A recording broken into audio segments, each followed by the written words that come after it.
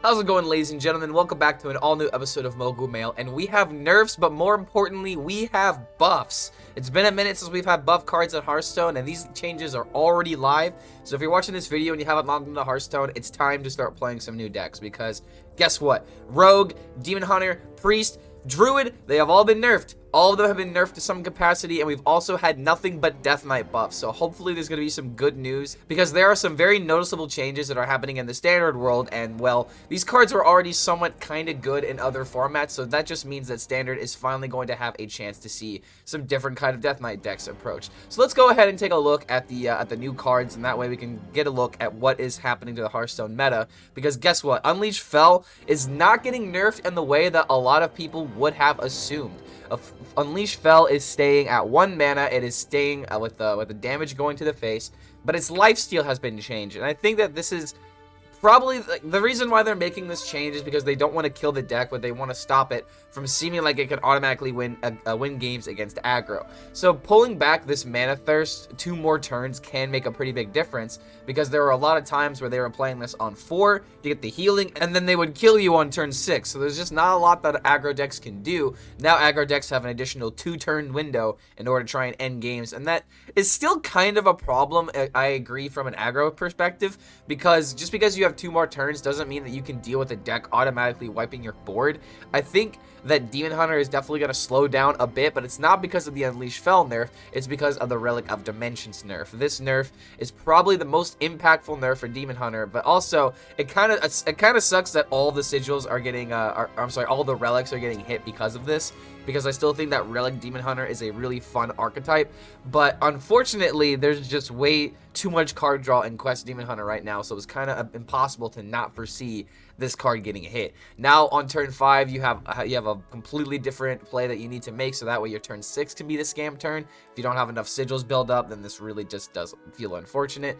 The dev comment is as followed: the mana thirst on Unleash Fel felt like a non-factor and was almost always on anyway when you wanted to play the card. This change makes the card more interesting and will reel in Demon Hunter power outliers. Relics are prevalent and powerful. We'd like them. And we like them, but we didn't want to fully revert their power level, so we're touching the strongest relic to make it less explosive. Well, here's the thing about this statement, though. Relic of Dimensions was not the most powerful relic. Relic Vault is, according to the data. This is data going in from the bronze rank. So let's see what happens when we change up the data from the different ranks. So, like, as of right now, the highest power level card in the deck at the bronze ranks is actually Relic Vault. If we go to platinum, it looks like it changes. Oh wow, it goes down by 4%, but if we go to diamond, it goes back up to 60, and then we go to legend, it still stays at 61.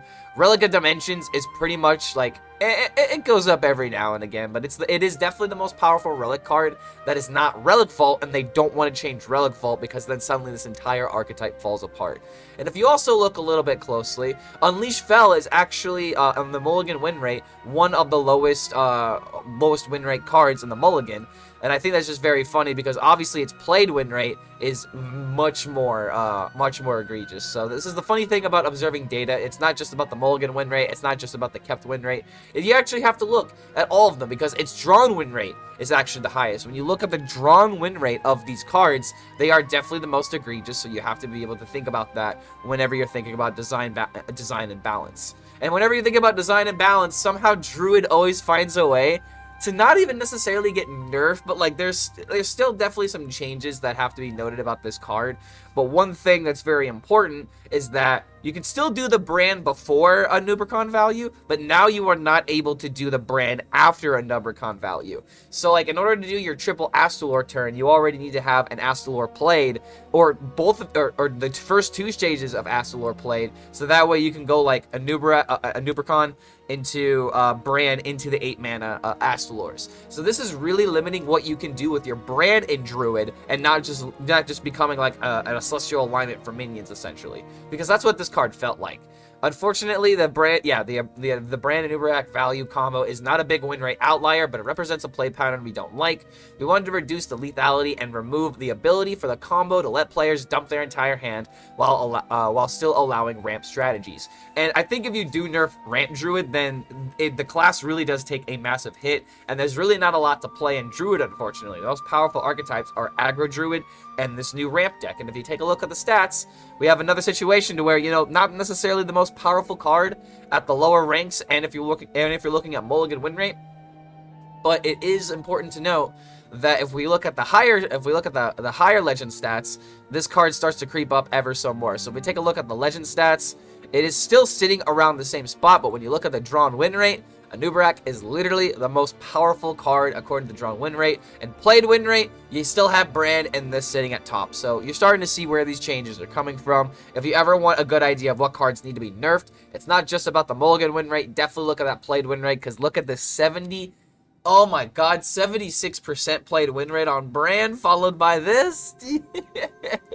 I like the 69%, but good lord, this is scary. But rotating Brand out now, I think is just going to do nothing but hurt Demon Hunter.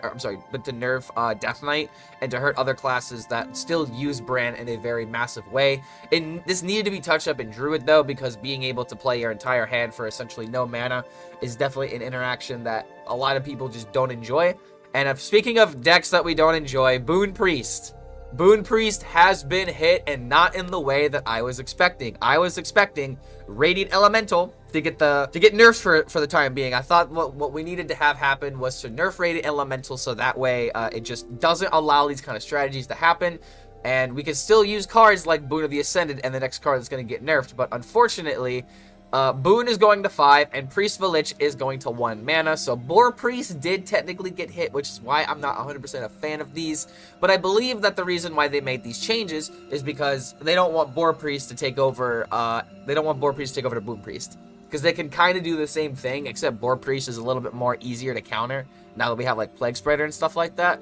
But this is my assumption. They're making these specific changes, and this is a change to Lich, not just to hit Boon Priest, but to make sure that Boar Priest doesn't become the boogeyman of the meta after Boon Priest gets hit, because I still do believe the deck is that good, although 1 mana Lich definitely makes things a little bit awkward, have to admit on that front.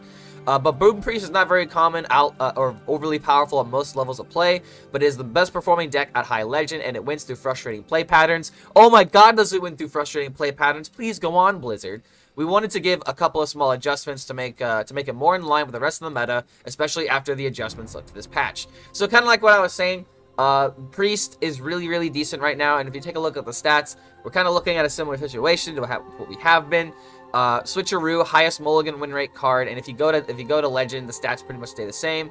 But the drawn win rate, again, Boon of the Ascended and Valish are the most high win rate cards, and if you change this, then Bless becomes the card, but that's just because Boon is what usually happens before you play the Bless, and then you have the Valish, which, like, all of this comes down to the incredible mana cheat that this deck can do, and you're not only hitting the key card, but you're also hitting a very key card in the mana cheating part of this deck. So you still have, like, you know, the Radiant Elemental 0 mana interactions, which I guess they really just don't want to nerf, even though I do believe that is the reason why this deck is unfun to go up against.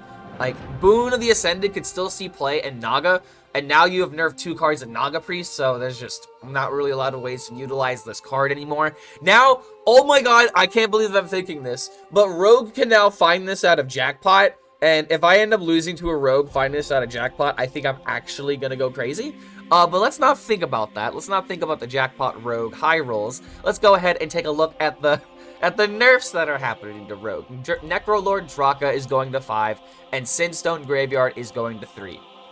Not really much to say about this. This was a long time coming. These cards were way too powerful for their mana cost, and I definitely enjoy that the combo is being significantly slowed down, because now we can't just Sinstone on 2 into Shroud of Shadow on Shroud of Concealment on 3. You can't just, and then you can't just rock a weapon on turn 4 after doing all of that said stuff. So it's just like, these cards definitely needed to get hit. And if you take a look at the rogue stats, Sinstone Graveyard is literally the highest mulligan win rate card already, and then when you go into legend stats, it still is up there.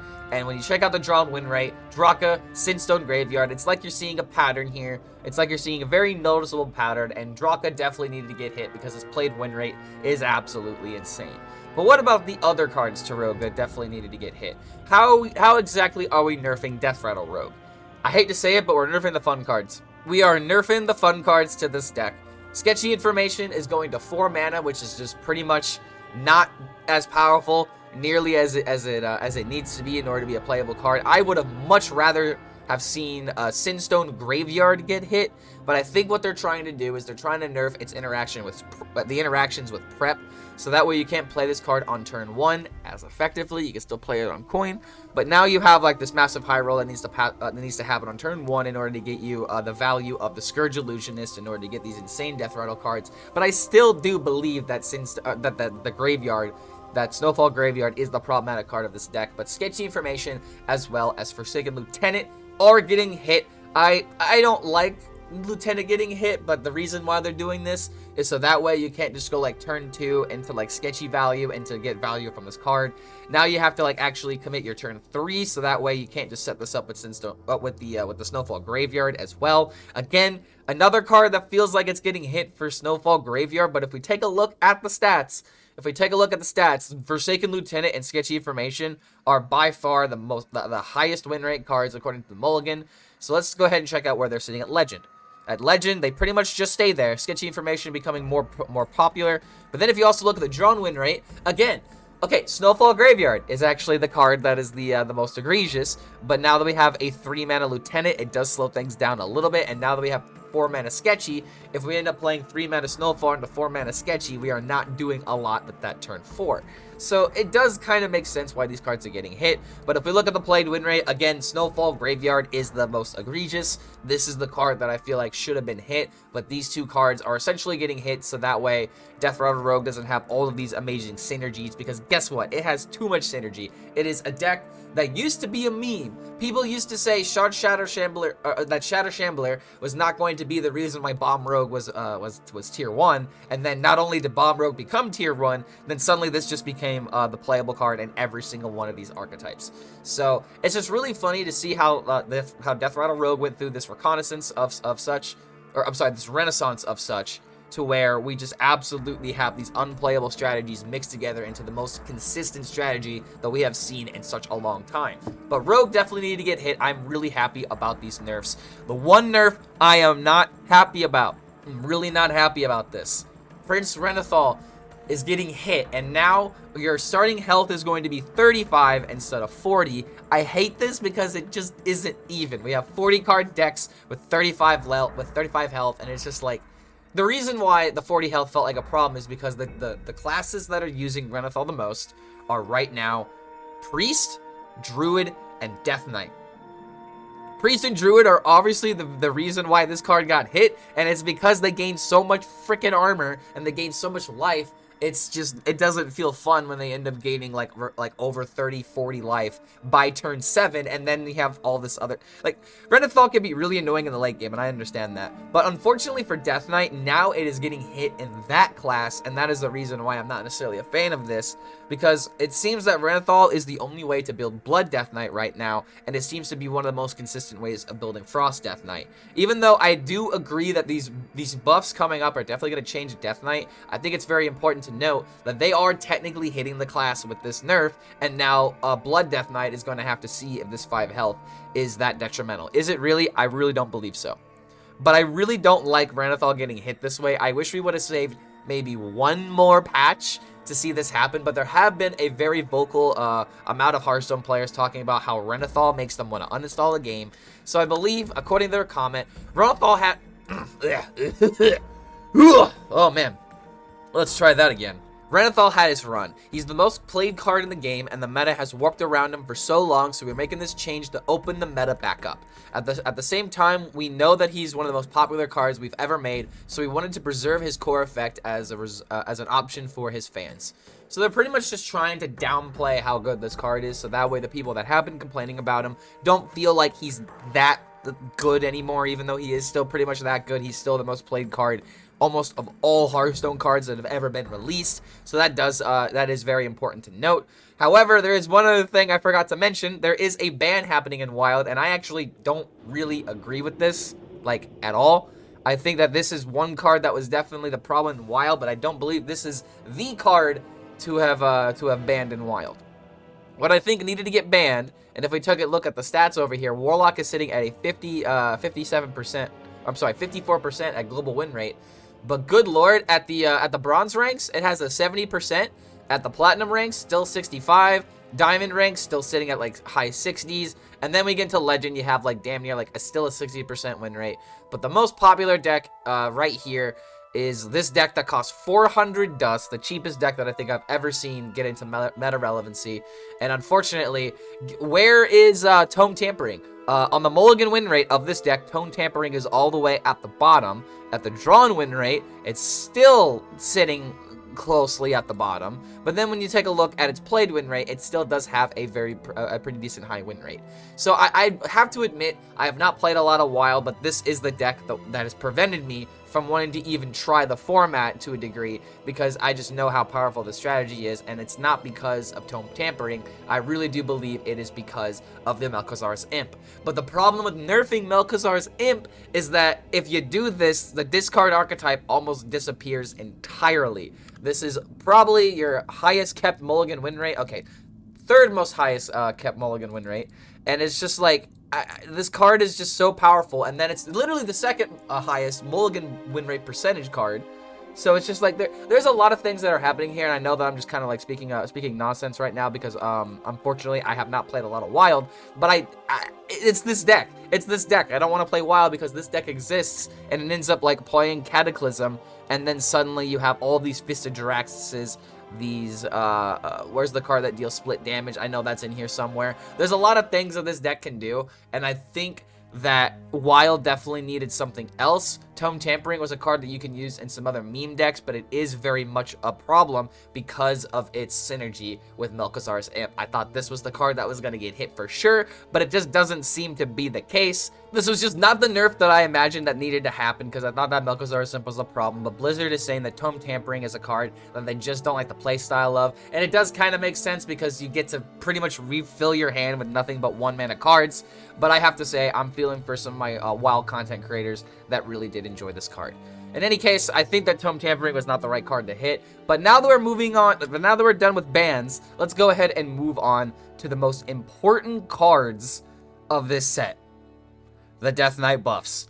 Cards are getting buffed, baby, and this was like one card that I imagine getting hit very easily because there's a synergy that I'm going to point out, but that card was also buffed, so we'll take a look at that here in a second. But Corpse Bride is being buffed to where you can spend up to 10 corpses now. The synergy with Stitch Giant is now a real thing, and I'm going to go ahead and skip this next buff because guess what else got buffed?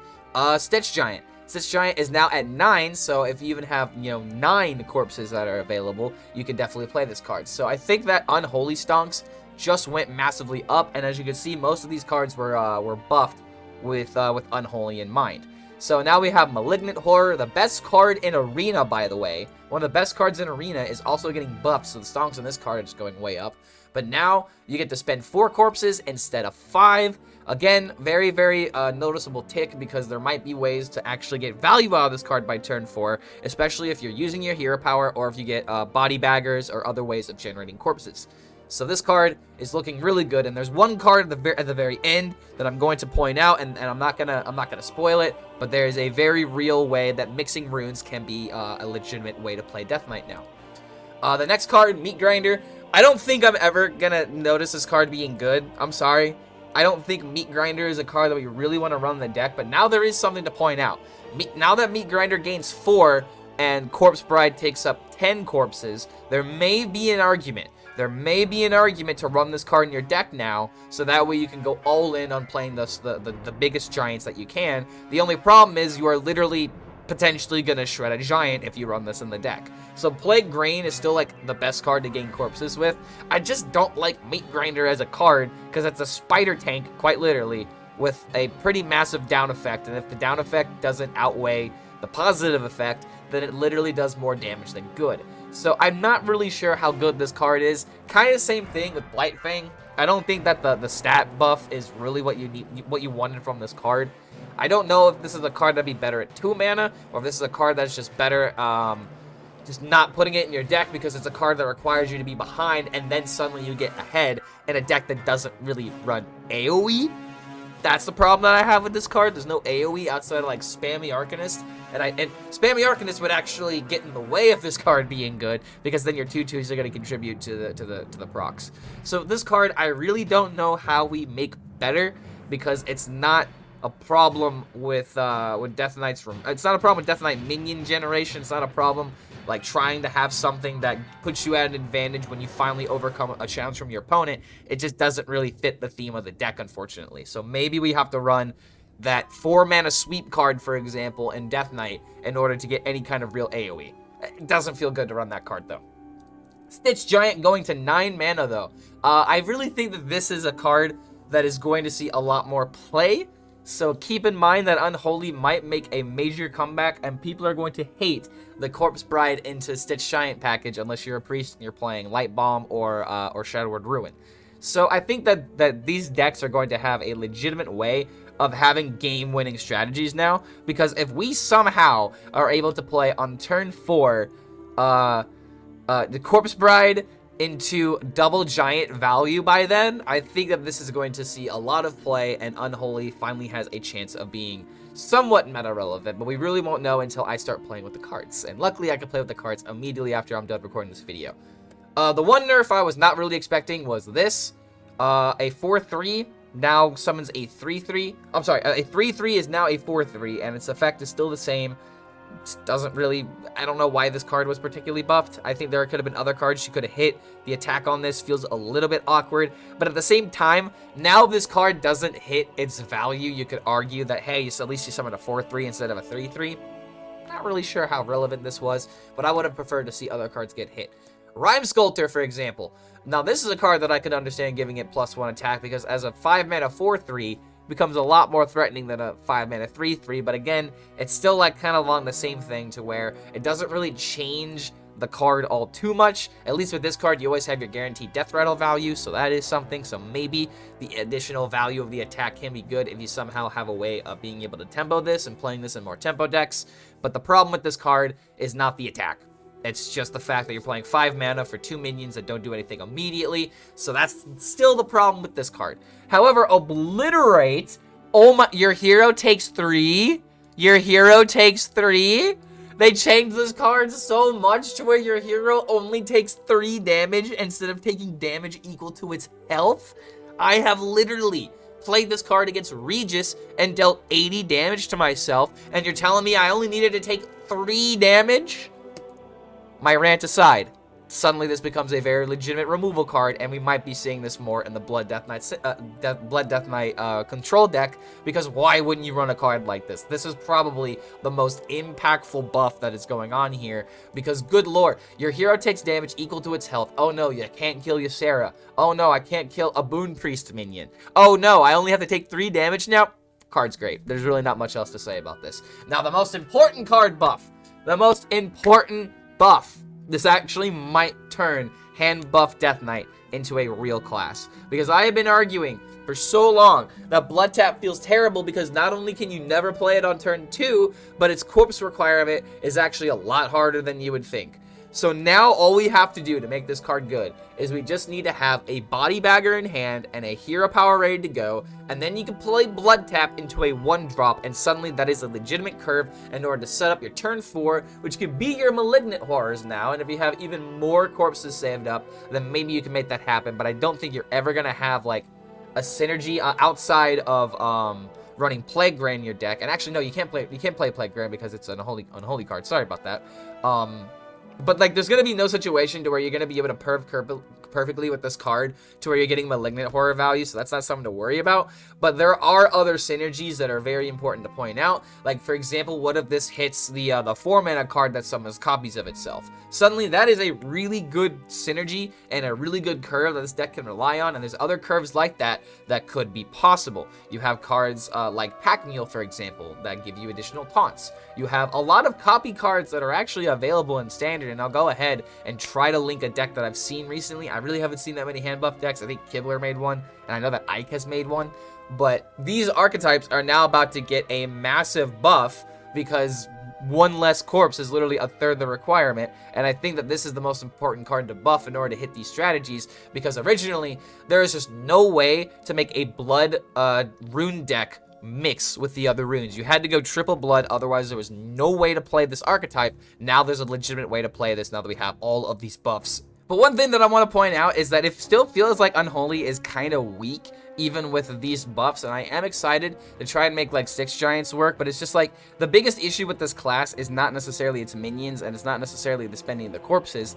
The biggest issue for Unholy is that when it loses the board, it absolutely has no way of coming back. So it's like these changes are good and all, but I wonder if it's going to be enough in order to buff the decks that we want to be buffed in Death Knight, while somehow keeping these other strategies that were already working still meta relevant. But the changes to Renathal really do change a lot of perspectives on how we can analyze the Death Knight class. Suddenly, Renathal Unholy seems a lot worse because it doesn't have a lot of life gain. You can still run Renathal in blood because you have plenty of ways of gaining life, but that's not really the problem the deck had. The problem the deck had was dealing with Death Rattle rogues, but now that has been dealt with, we have more removal and more cards that are available to us in order to preserve our life total, and we're not just wasting things with we're not wasting life with Obliterate. There's a lot of things that are available for Blood Death Knight, but the other archetypes are still somewhat worrisome, because if this Blood Tap nerf does not hit where it needs to, I just don't foresee mixing runes as a viable thing to do in this game right now. So unless these nerfs are unless the nerfs and the buffs are enough to make these cards playable, then we are just not going to see any mixing runes be available in Hearthstone until we get some new cards. So hopefully these changes are enough, and thank you guys so much for making it to the end of this video. As I've mostly been ranting about what is possible, I'm actually really excited, and one thing that I completely forgot to say is that you guys better be watching the Twitch stream tomorrow, Tuesday at 2 p.m. Eastern, 11 a.m. Pacific, because I'll be playing with Celestalon. Here's the tweets so you guys have that official information. Yada, yada, yada. I'm really, really excited to be playing with Celestalon, but I'm more excited that you guys made it to the end of this video. Thank you very much for making it to the end of this video, and I'll see you next time, man. We'll hopefully have some more really cool cards to look forward to, and I'm just gonna stop talking now because I said I'd end the video. Thank you so much for watching, and we'll see you for the next one.